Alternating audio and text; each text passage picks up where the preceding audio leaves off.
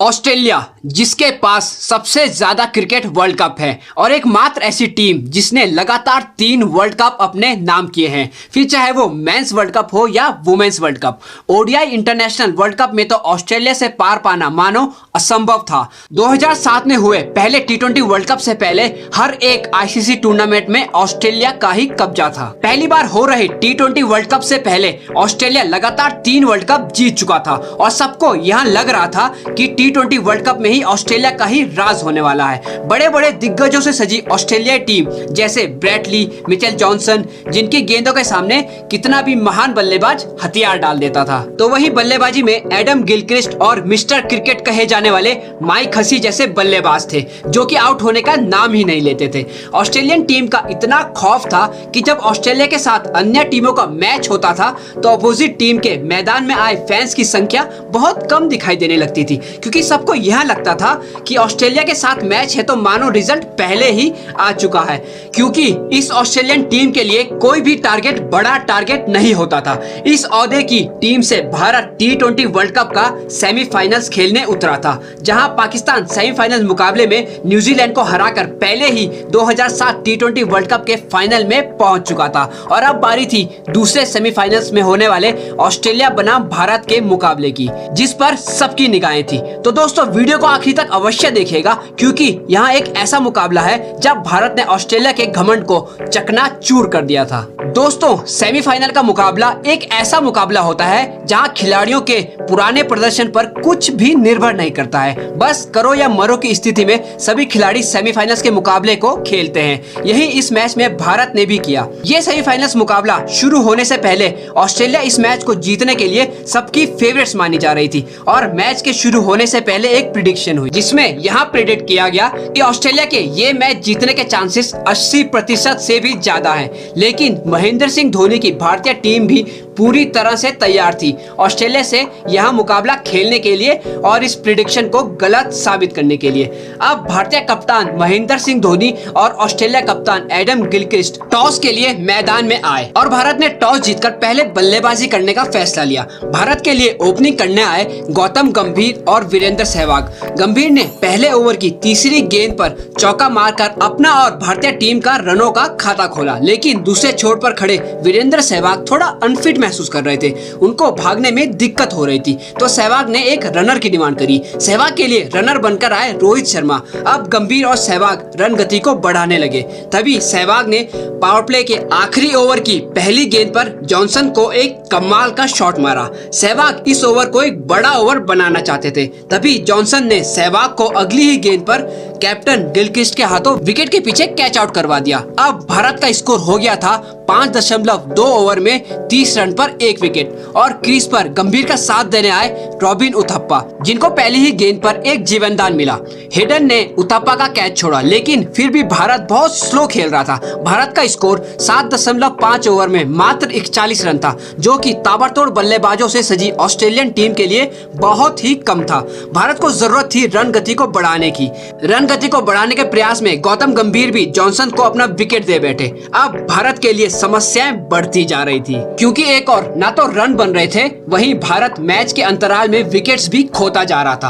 अब पिच पर रॉबिन उथप्पा का साथ देने आए युवराज सिंह, जिन्होंने 3 दिन पहले इंग्लैंड के खिलाफ हुए मैच में पूरी दुनिया को अपना टैलेंट दिखा दिया था। युवराज उस समय टी20 क्रिकेट के सबसे खतरनाक बल्लेबाजों की सूची में शामिल थे। युवराज ने आते ही 2 बड़े छक्के लगाकर ऑस्ट्रेलिया को यह दिखा दिया कि वह किस कमाल की फॉर्म से गुजर रहे हैं। युवराज सिंह और रॉबिन उथप्पा ने मिलकर ऑस्ट्रेलियन बॉलर्स को आड़े हाथों लिया और भारत के रन रेट को भी सुधारा। उसके बाद तो युवराज रुके ही नहीं और एक से बढ़कर एक बढ़िया शॉट की प्रदर्शनी दिखाने लगे। युवराज के बल्ले पर जो भी गेंद लग रही थी, युवराज उसको बाउंड्री तक पहुंचा रहे थे, तो वहीं दूसरे छोर से उथप्पा भी युवराज का साथ बखूबी निभा रहे थे। दोनों की इस बल्लेबाजी के सामने ऑस्ट्रेलियन बॉलर्स के पास कोई जवाब नहीं था। युवराज ने मात्र 20 गेंदों में अपना अर्धशतक जड़कर ऑस्ट्रेलिया जैसी चैंपियन टीम के मुंह पे मानो तमाचा सा मारा था। दूसरे छोर पर रॉबिन उथप्पा ने भी 15वें ओवर की पहली 2 गेंदों में जॉनसन को 2 छक्के लगाए। अब तो दोनों छोर से ऑस्ट्रेलियन बॉलर्स की पिटाई हो रही थी, छक्कों की तो मानो बारिश हो रही थी। तभी युवराज और उथप्पा के बीच थोड़ी सी मिसअंडरस्टैंडिंग देखने को मिली और साइमंड्स के एक कमाल के डायरेक्ट हिट के चलते उथप्पा रन आउट हो गए। लेकिन उथप्पा ने अपना काम बखूबी निभाया था, क्योंकि 8वें ओवर में भारत का स्कोर मात्र 41 रन था और 15वां ओवर खत्म भी नहीं हुआ था कि भारत का स्कोर 125 रन तक पहुंच चुका था।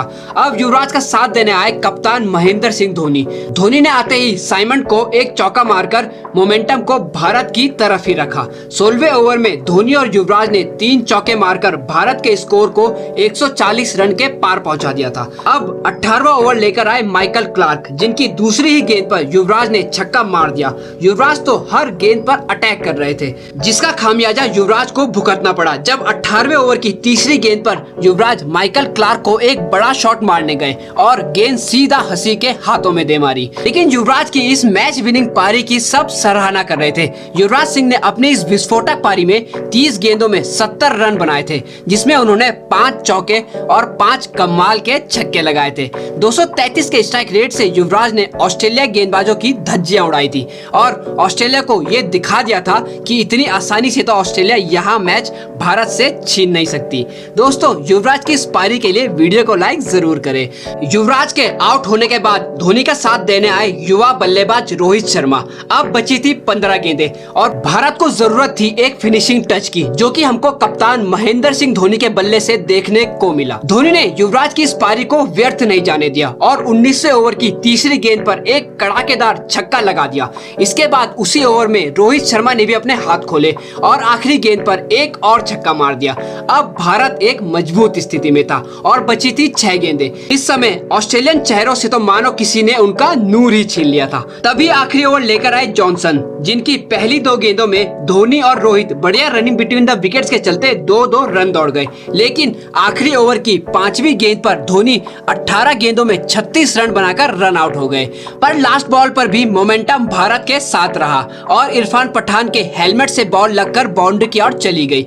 अब भारत ने अपने 20 ओवर के दौरान 188 रन बनाए। लेकिन ऑस्ट्रेलिया की तगड़ी बैटिंग लाइनअप के लिए क्या ये स्कोर काफी था? क्योंकि ऑस्ट्रेलिया एक ऐसी टीम थी जिसके लिए हर स्कोर, हर टारगेट छोटा था। ऑस्ट्रेलिया का हर बल्लेबाज मैच को पलटने की ताकत रखता था।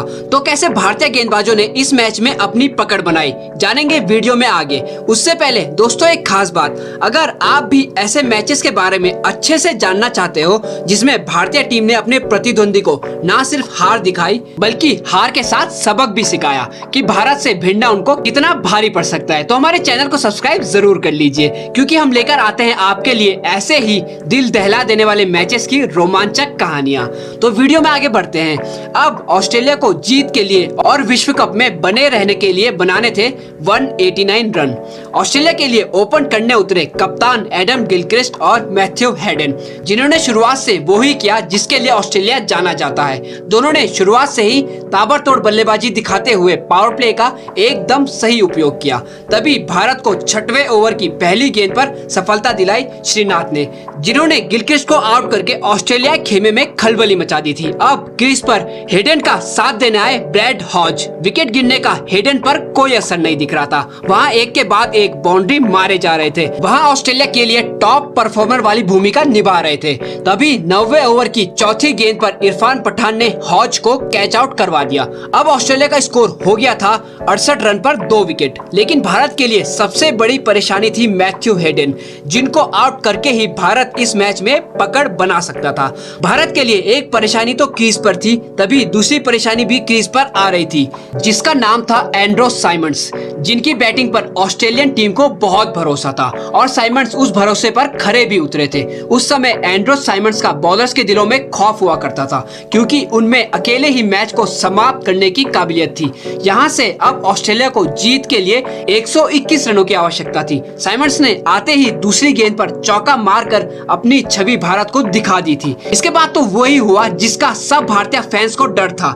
हेडन और साइमंड्स ने तो छक्कों की बरसात सी कर दी थी। रन्स अब बन नहीं बह रहे थे। तभी धोनी ने 13वां ओवर सहवाग को दिया, लेकिन दोनों बल्लेबाजों ने इस ओवर में 20 रन जोड़ डाले और हेडन ने तो इस ओवर में 2 छक्के लगाकर अपना अर्धशतक भी पूरा किया।